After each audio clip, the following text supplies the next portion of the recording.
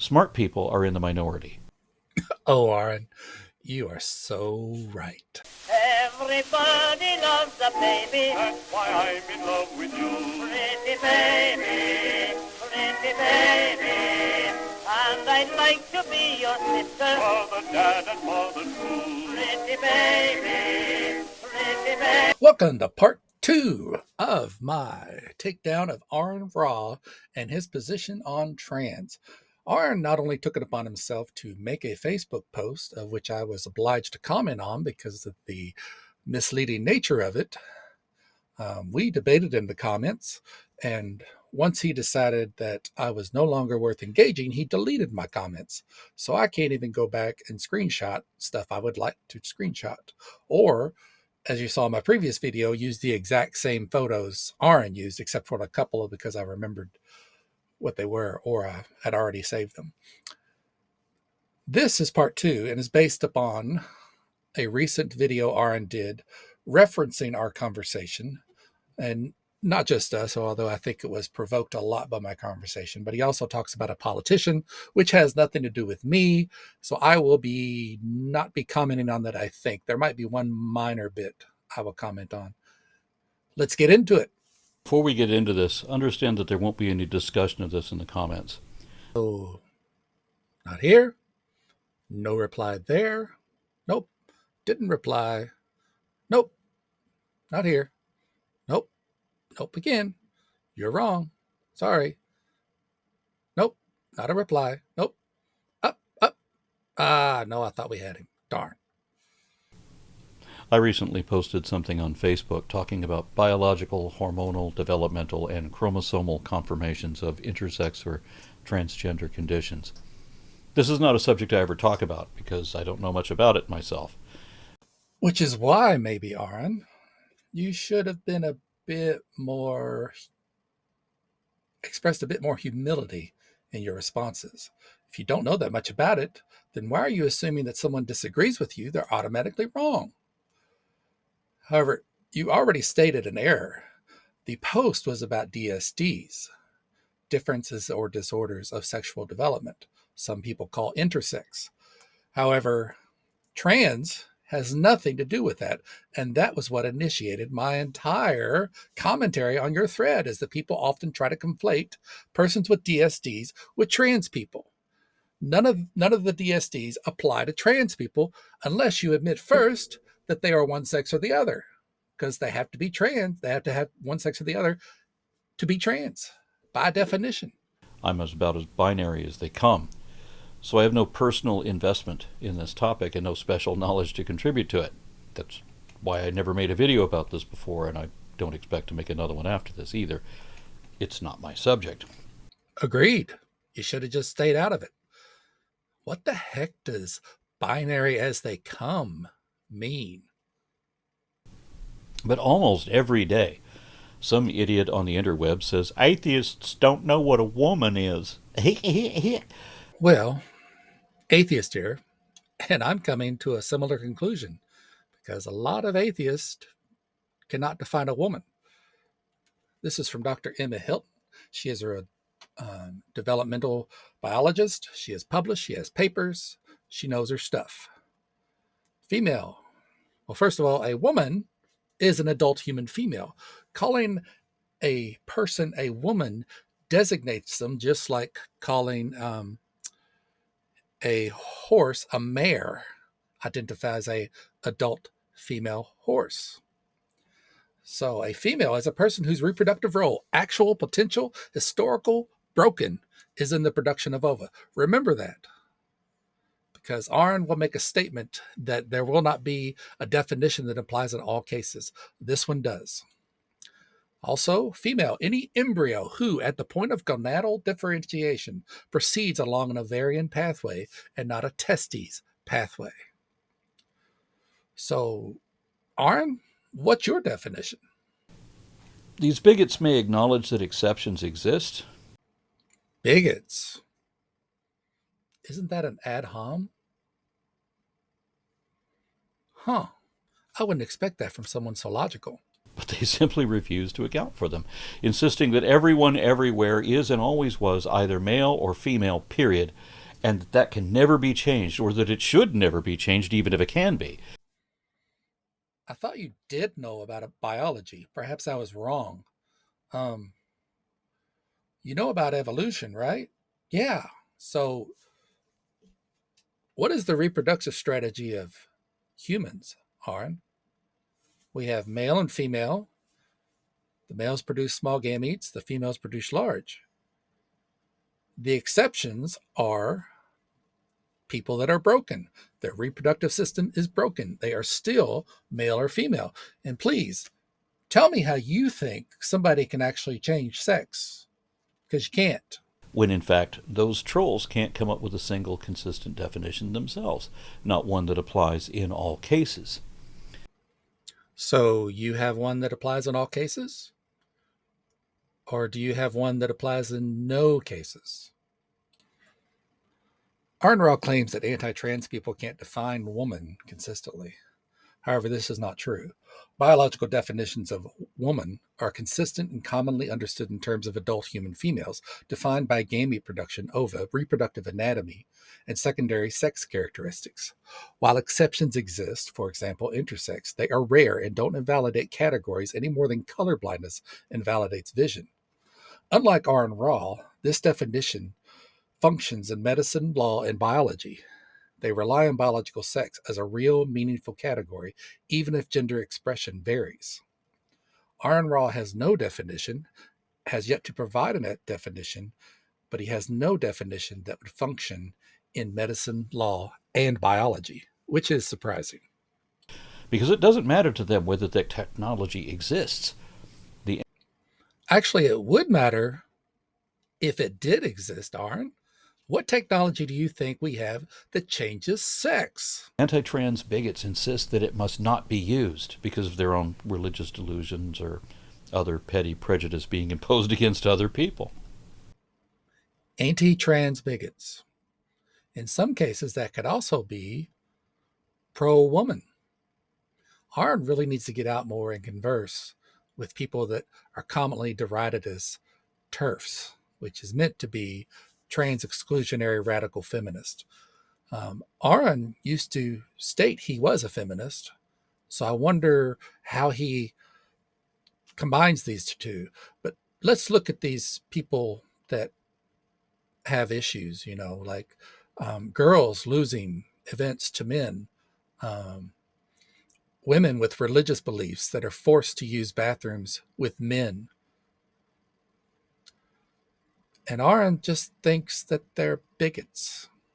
Some people are okay with being either or, neither nor, but not everyone. Most people, I think, would rather fit in where they feel they belong. Agreed. Where they belong. In the men's restroom or the women's restroom, and corresponding spaces and sports based upon their sex, which all cases definition applied. Being denied that would not be a good circumstance for such a social species as we. So if they have their way, then you can't have yours.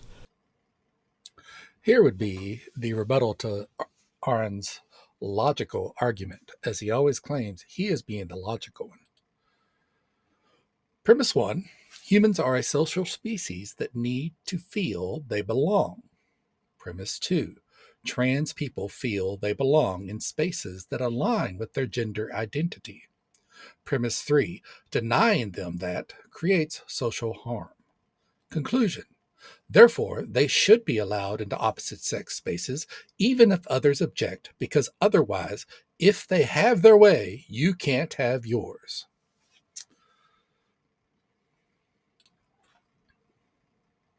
His argument, sadly, is very easy to rebut. First, premise 1 is flawed. Aron has already set up his downfall in demanding that any definition must be true in all cases for it to be functional. So in his premise 1, he states humans are a social species that need to feel they belong. I challenge that in the fact that I have known, and there have always been, people that do not need to feel they belong. Aron implies that belonging means unqualified access. While feeling like you belong is important for well being, it doesn't automatically justify overriding others' rights or concerns. For example, a man may feel like he belongs on a woman's softball team, but that doesn't justify giving him access, especially if it creates unfair competition or violates sex based privacy. Public policy is not about maximizing personal comfort at all costs, it's about balancing competing interests fairly. Everyone's way can't always be accommodated. Aron implies that either trans people are affirmed or bigots win. But in reality, it's more complex. Women and girls often do not consent to share vulnerable spaces, restrooms, locker rooms, shelters, prisons, with males, regardless of identity.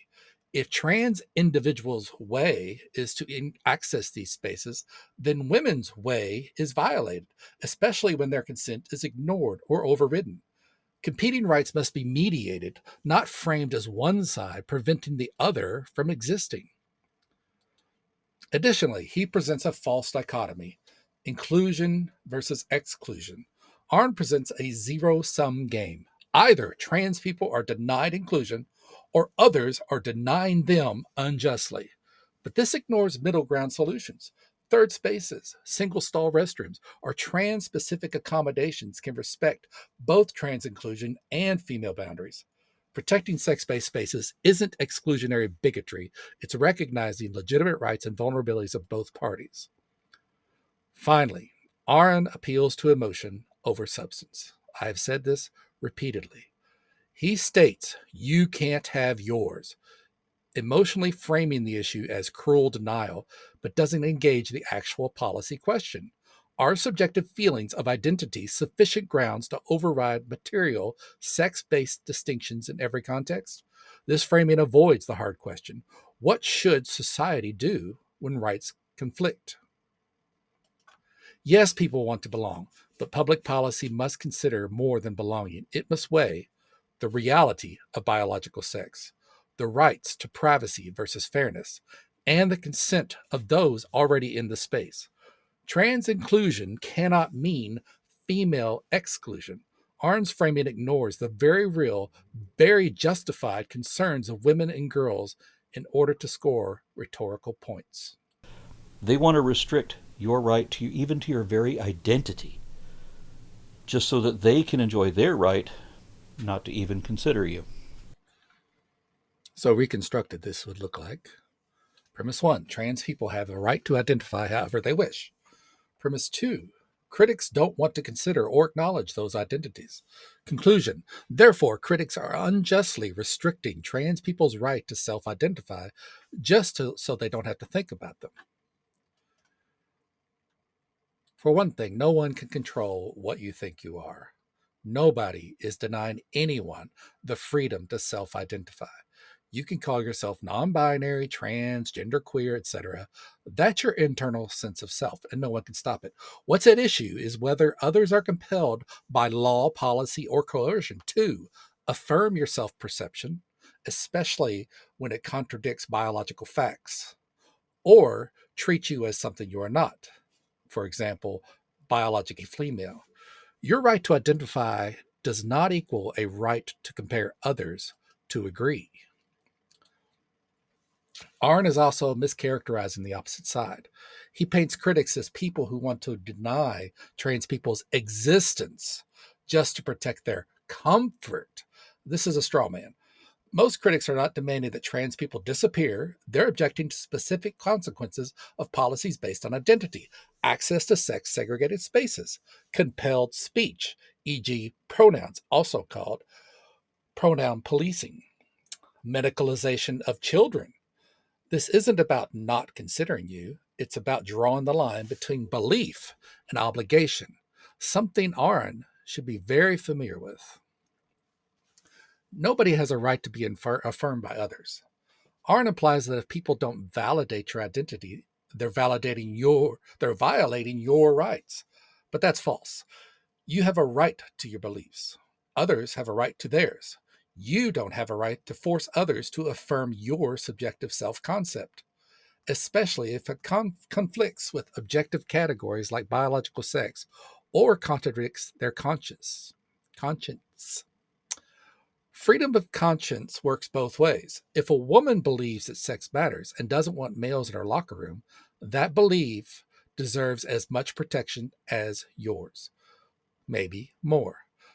Aron's logic implies that respecting her discomfort is oppression, but respecting his identity is justice. That's a double standard. Rights must be reciprocal and coexist when possible, not used to erase dissent. Aron's argument wrongly treats disagreement as oppression. No one is stripping anyone of the rights to have an identity, but a right to self-perception does not mean a right to impose that perception on others, especially when it involves matters of privacy, fairness, dignity, or safety. If your identity requires others to ignore reality, violate their boundaries, or surrender their speech, then the conflict isn't about identity, it's about control. One particular person on that thread argued that trans people have a subjective identity. But isn't everyone's identity subjective by definition? Note how Aron Ra both misrepresents and fails to refute the person's comment in a meaningful or charitable way. What the commenter actually said was the issue is when they attempt to use a subjective identity to gain entry into opposite sex spaces. Many have on this thread emphasized the difference between sex and gender. Fine. Acknowledge that gender does not allow entry into opposite sex spaces in sports. Trans persons have rights, but sometimes your rights don't allow you to override the rights of others. The commenter's core argument is gender identity is subjective, a self-perception. Biological sex is objective and often the legal basis for sex-segregated spaces. Rights are not absolute. One group's rights should not override others. Trans individuals deserve rights and dignity, but not at the expense of others' privacy, safety, in sex-segregated contexts. What Aron claimed they said was, one particular person in that thread argued that trans people have a subjective identity. But isn't everybody's identity subjective by definition? Here, Aron Ra commits a strawman fallacy. He implies the commenter was criticizing subjectivity itself, but they clearly weren't.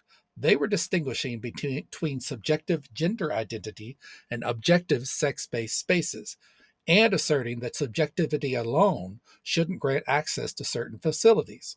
It was also a red herring and deflection on Aron's part. He dodges the main point, that access to sex-segregated spaces is based on biological sex, not self-declared gender, and instead launches into a philosophical aside about identity being subjective by definition. This is non-responsive to the commenter's actual claim. He fails to address competing rights. The commenter raises the issue of conflicting rights. For example, a trans woman's desire to be in the women's locker room versus quote-unquote cis women's desire for privacy safety. Aron does not engage with this balancing act at all. He frames it as if only trans people's rights matter, and anyone who resists is motivated by bigotry. To sum up, did Aron refute the comment? No. He mischaracterized the comment as an attack on subjectivity rather than an argument about access standards. He ignored the central claim that subjective gender identity alone shouldn't entitle someone to override sex-based norms in certain contexts, for example, sports and bathrooms. He offered no legal, philosophical, or scientific basis for why subjective identity should be sufficient for access to opposite sex spaces. Instead of offering a principled defense of why gender identity should grant access to opposite sex spaces, he sidestepped the issue with rhetorical deflection. The point behind my post in Facebook was that while I think trans people probably can provide objectively verifiable biological justifications for their condition. What? And why do you think that? Based on what? You just think this and believe it because it makes you secure in your argument? Provide the evidence, Aron. They don't. I don't think they necessarily have to, because the country I grew up in promised that everyone had freedom of expression tied to their constitutional right to liberty and the pursuit of happiness. The phrase life, liberty, and the pursuit of happiness is a core ideal within the United States Declaration of Independence and not the Constitution. It articulates unalienable rights that all individuals are believed to possess, including the right to live freely, make choices, and strive for a fulfilling life. While not legally binding, this phrase has significantly influenced American thought and government. While not directly incorporated into the U.S. Constitution, the principles of the Declaration, including the pursuit of happiness, heavily influenced the development of the Constitution protection of individual rights. Note also, the meaning of pursuit of happiness has been debated and interpreted throughout history, with some emphasizing individual fulfillment and others highlighting the importance of contributing to the public good. Aron only wants to pay attention to individual fulfillment. So that your base feels as if punching down on the weak is somehow righteous rather than pointlessly stupid and cruel. As if we're defending ourselves, our women and children, from weirdos in the restroom. No, we're defending the right of biological women to decide who enters their spaces in sports. Aron frames this as abuse or cruelty, when it's really just the rights of women being protected from men. Instead, blame everything on a pitiful few who can't even fight back. Get out of my face now! It's okay to be angry. If you try to stop me from going into a woman's bathroom, Excuse me, it's ma'am. be the last mistake you ever make. It is ma'am. Find that anger. Just because. Harness it to do good in the world.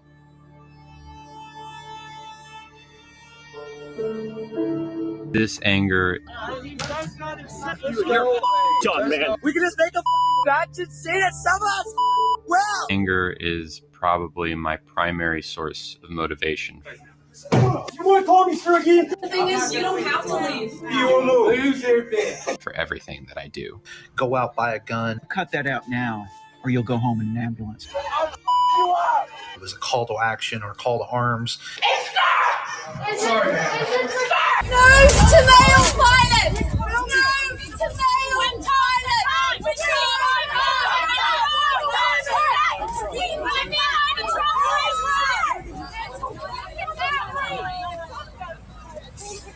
Please. Yes. Cowardice, buddy, all around. You!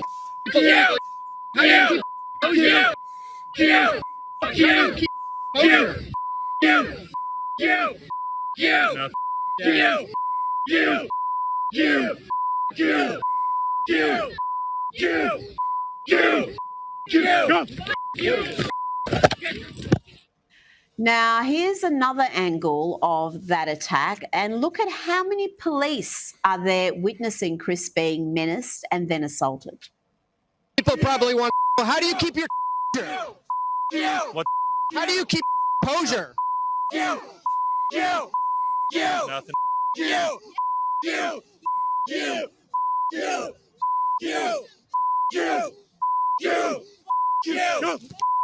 Hey! Okay. They just violently assaulted.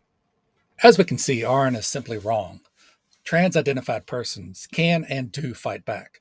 Some of them even threaten physical violence exercising their right of the Second Amendment, which is in the Constitution, Aron, by the way.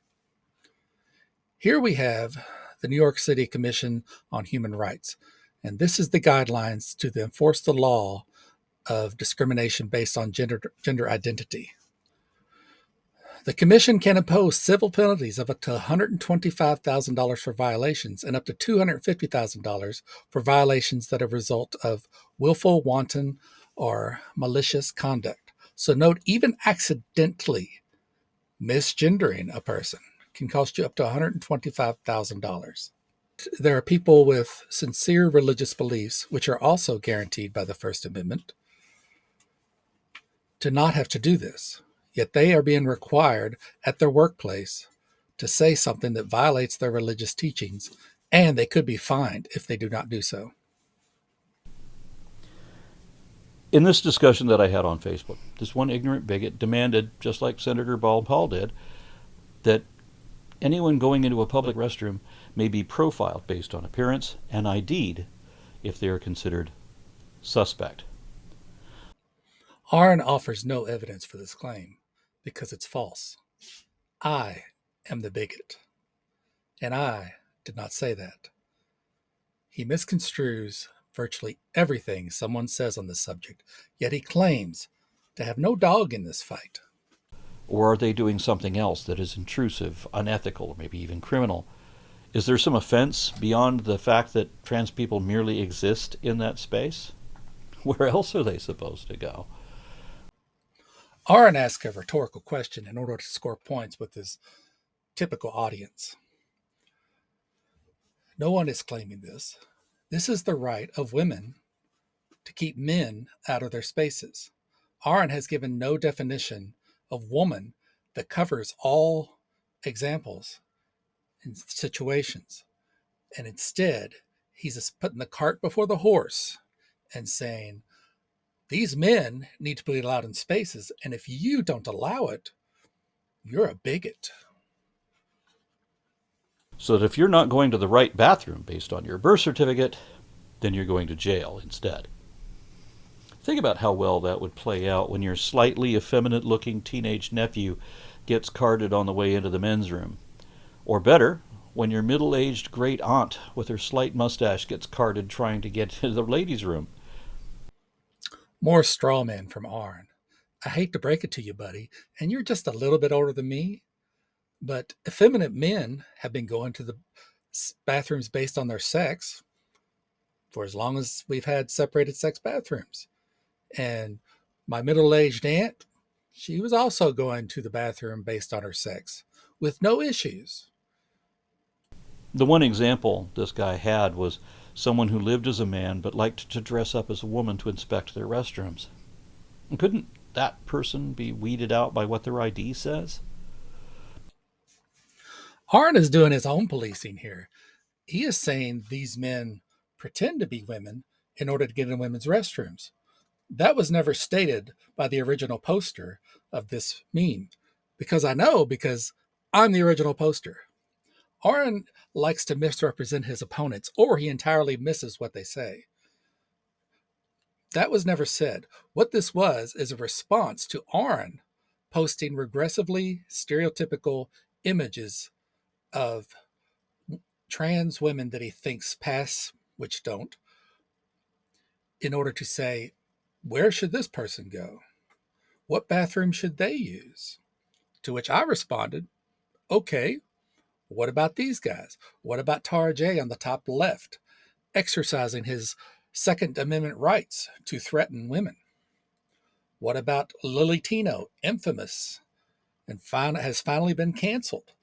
Lily liked to go into women's restrooms and take selfies. However, as you can see from this, there are women in the background.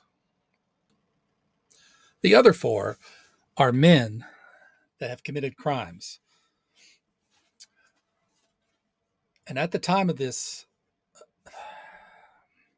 the other four are men who have committed crimes, some of them against women, some of them against children. And either at the time or afterwards, they identify as women. So the question posed to Aron was, do women have the right to exclude these men from their spaces? And this was asked repeatedly, and Aron never had a response, not once. It could be, if these people would allow sensible solutions, but they won't. Instead, they insist that it has to be based on your birth certificate, not your ID, because IDs can be corrected by mature adults, and they don't want us to have the right to do that. No, Aron, mature adults recognize that sex is a biological fact and is necessary sometimes to divide spaces and sports by sex. No one can say you have a right to change your sex on your ID. Now, if they wanted to add two categories, one is sex and one is gender identity, that's fine. But do not use gender identity as a substitute for this sex. Particular bigot on Facebook was his idea that the rights of cisgendered men and women should override the rights of trans people trying to enter their restrooms. So it's the opinion of this misogynist that the rights of trans persons should override the rights of women and men in their sex-based spaces and sports. If you're a lady in an American ladies' room and this girl comes in, do you have the right or a reason to kick her out? That person would never be entering a woman's restroom, Aron, because that person does not exist. That is an AI-generated image of which you erroneously assume is a person. Let's reframe that, Aron. If you're a lady in an American ladies' room and this girl comes in, do you have the right or a reason to kick her out? Why, yes, Aron, because it's a ladies' room, not a gentleman's room. And think about what that means. He is saying that if you're in your restroom and someone comes in who you think shouldn't be there, then he says that your right should override their right to relieve themselves. Based on what? He kept asking whether cisgendered women had the right to throw out a trans woman out of the ladies' room. Do they? I think that depends. Is the trans woman using those facilities the way they're supposed to? No, the trans woman is not using the restrooms the way they are supposed to. Your restroom is sex-based. We don't get to choose. Can I go into the ladies' room to pee? Why not? Again, sometimes your rights don't override the rights of others. Aron never gave a rationale for this and just asserts the way he thinks it should work. The actual phrasing of the supposed bigot was, do women have the right to keep men out of their spaces in sports? Again, this is a question that Aron never answered. Because if we impose laws based on birth certificates, then she'll have to use the men's room. How well do you think that would work out? Are we only concerned with the safety of the people in the ladies' room and not so much the safety of someone like this in the men's room? What if you're in the ladies' room and this guy comes in? Do you have the right to throw him out? Well, no, you don't, because his birth certificate says he was initially declared female. So this is the restroom these bigots would force him to use, no matter how uncomfortable some women might feel about that. Aron, why do you think they would be uncomfortable? Because that person looks like a man, even though they are still female? The fact that you use this as an example and claim if it affects the women in the restroom, why should we allow it? You are therefore defeating your own argument, because there are people like Lily Tino and Tara J and some others, actually most of them, that cannot pass. So Aron, you can't have it both ways. If you're going to say we can't allow this trans-identified woman into a woman's space because it would make the women uncomfortable, then you also cannot say you can't allow these trans-identified men into women's spaces when it makes those same women uncomfortable. What's it going to be, Aron? Let me also add that that person has taken upon themselves to look other than what they actually are. So that person would have to bear whatever responsibility and consequences that are as a result of their actions. Aron does not think they need to bear the consequences of their actions. I do. If you impose a law forcing people to use the restroom indicated on their birth certificate, then you are requiring that this man follow your daughter into the toilet. Although we have established that Aron can be fooled by AI, I'm going to go on the assumption that that is a trans-identified woman. So no, I don't have an issue with a woman following my daughter into the ladies' restroom. Apparently, Aron does. Where is the line, Aron? Is it you have to pass or not? What happens then? Well, this guy can tell you. He wanted to use the men's room, but because his birth certificate identified him incorrectly, he was forced to use the ladies' room instead, whereupon he was arrested for being a man in the ladies' room. Aron tosses these things out without evidence, links, or context. How do we know that this woman's sex was recorded incorrectly at birth? It wasn't, unless they're not female, which, again, trusting Aron to know AI from not AI, to know a trans-identified woman from not a trans-identified woman, this person is female. There are going to be difficulties. But that is what that person has chosen to do. They have taken upon themselves to make their life difficult. They didn't have to do all this cosmetic surgery. They did it for themselves. Well, when you enter the public arena and you've done something for yourself, it doesn't always succeed. Damned if you do, damned if you don't, right? Maybe the problem is that not everyone has completed their transition. And some people whose minds can only think in binary have issues trying to see someone who isn't binary. So what if this person walks into the restroom? Would the men or the women have a right to throw them out of whichever restroom? Which restroom should they use? And tell me, are you thick? That's a woman. tell me whether this person is using a subjective identity, and which restroom should they be in? Yes, they are using a subjective identity. Aron, what evidence do you have that they are the sex they are not? What objective evidence do you have of the sex they are?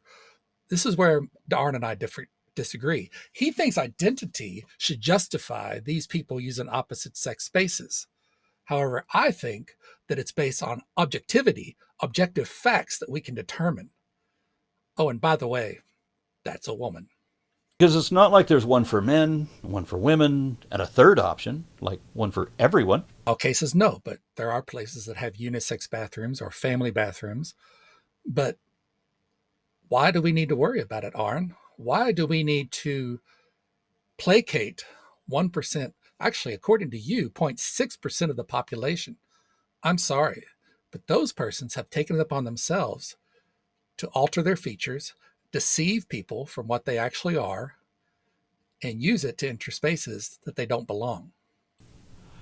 They're not going to do that for something that represents less than 1% of the population. And nearly all of them simply want to be accepted as one or the other. Dress how you want. Hang with your friends. But no, you cannot expect anyone to give in to your subjective identity. The guy I was talking to on Facebook accused me of arguing from emotion, which I wasn't, and he was. But he said he knows he's the logical one because he explained our discussion and got agreement, which of course he did. I just explained our discussion to you and got much agreement from many of you from my side of the story because that's the only side you have yet heard. Though I will include the link below so that you can see both sides and decide on your own that I'm right. Oh, really, Aron? So when you go, oh, weirdo, that's not an argument from emotion? Aron, you have spent this entire video arguing from emotion. You have no logical basis for your arguments other than we don't want to hurt the feelings of somebody's subjective identity. Well, society does not have to give into any subjective identity. And thankfully, there are people under your video that have disagreed, and some that disagreed so vehemently they unsubscribed to you. And your response? Fukuthorf. Yeah, that's very emotional. Finally, my comments are all gone. I don't know why. Perhaps you could screenshot them and send them to me because they're gone. And you deleted them. Because he didn't get agreement from people. He got his assurance from ChatGPT. ChatGPT is just like a person. It can be wrong, but that doesn't mean it necessarily is. And Aron dismisses it out of hand. He just went, oh, ChatGPT. Therefore, but one thing ChatGPT is it's not a person. It doesn't have emotions. So you can't utilize it to argue from emotion necessarily. You can have it evaluate logical arguments. I have a degreed philosopher that has encouraged those of us not fully trained in philosophy to utilize ChatGPT as a tool, which it is. But note, Aron, I even said, why don't you enter it into ChatGPT yourself? But did he do that? Not that I know. He just dismisses it. He ad homs against a program. If you have maybe not completed, but at least begun your commitment to a years-long process of transitioning, you tend to make those changes on your idea as well. That, I think, who you are now, regardless of what some doctor thought decades ago, should legally entitle you to the restroom appropriate for that choice. But Aron claims that he doesn't know much about this topic, yet he repeats TRA talking points all the time. He tosses out this, well, what a doctor thought ages ago? Well, you know what, Aron? You claim to be a specialist in evolution. Should I just dismiss what you say? Why are you dismissing what doctors say, who 99.4% of the time, according to you, they're going to be correct? The only time they might be incorrect is with some of the very few rare instances of DSTs. Because this was never about the safety of women and children. It certainly ain't about freedom or liberty. This always was about hatred, oppression, and forced conformity. And thus Aron ends his argument, again, on an appeal to emotion, misrepresenting his opponents as bigots are not concerned about the welfare of women, yet he ignores the pleas of women that say we do not want them in our spaces. This is not our responsibility. Instead, he expects women to put up with this without complaint. Aron has stated that he's the logical one. I have already demonstrated earlier that this is not so. Let's just briefly look at the whole of his video and how fallacious it is. Aron claims that anti-trans people, his words, cannot define woman consistently.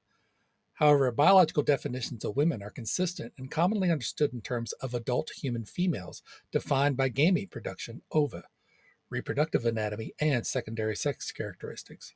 While exceptions exist, for example, intersex, they are rare and do not invalidate categories any more than colorblindness invalidates vision. Those that are intersex are still male or female, and functional definitions in medicine, law, and biology still rely on biological sex as a real, meaningful category, even if gender expression varies. 2. Science supports trans identities through hormones, chromosomes, and development. Aron doesn't cite peer-reviewed science. He gestures vaguely. The existence of biological variation, like hormone imbalances or intersex conditions, does not prove that gender identity overrides sex. Most trans people are not intersex. Their chromosomes and gametes remain aligned with their birth sex. So appeals to intersex conditions are category errors. Another logical fallacy on Aron's part. They conflate a disorder of sexual development with a psychological identity issue.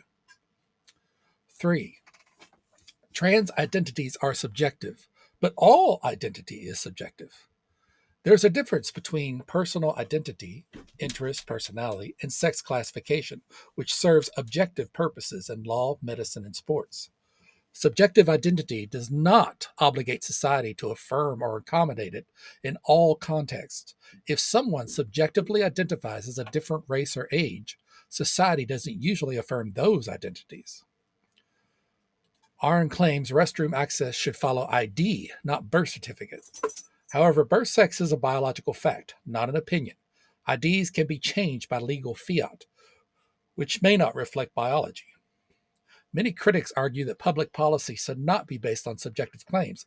Just as we don't let people change their IDs for age-restricted spaces, we shouldn't allow purely self-declared gender to override sex in sex-segregated spaces.